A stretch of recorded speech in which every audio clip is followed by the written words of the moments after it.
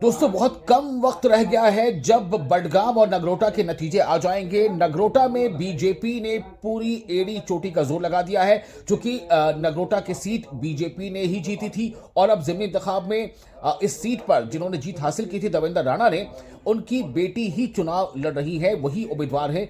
चूंकि देवेंद्र राणा की मौत हो गई और इसके लिए ज़िमनी इंतखाब हो रहे हैं। आपको ये बता दें कि सबसे अहम बात यह है कि पिछली बार जो नतीजा था, यानी कि 2024 में जब यहाँ चुनाव हुए थे, तो देवेंद्र राणा ने बीजेपी की सीट पर चुनाव लड़ते हुए कुल 48,113 वोट हासिल किए थे। और दूसरे नंबर पर थी नेशनल कॉन्फ्रेंस, जो 17,641 जिसे वोट मिले थे। इस बार नेशनल कॉन्फ्रेंस और कांग्रेस दोनों जो है इस पे इकट्ठे हैं। और साथ ही ये कि इस बार जैसा कि नेशनल कॉन्फ्रेंस का दावा है कि उसने बहुत मेहनत की है और नेशनल कॉन्फ्रेंस लोग ये दावा कर रहे हैं कि वो नगरोटा की सीट भी जीत जाएंगे।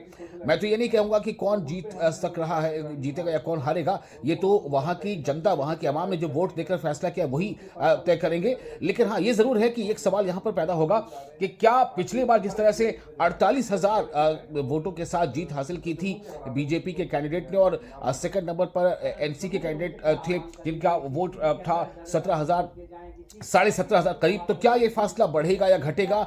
या अगर कोई भी जीतता है, एनसी या बीजेपी या कोई भी जीतता है, तो क्या वो इतने ही वोटों से जीतेगा जितनी बार पिछले वोट ला करके, यानी तकरीबन आप समझिए कि 48,000 वोट लाकर बीजेपी ने जीत हासिल की थी। बड़ी बड़ी जीत थी। इस बार क्या होता है देखना अहम होगा।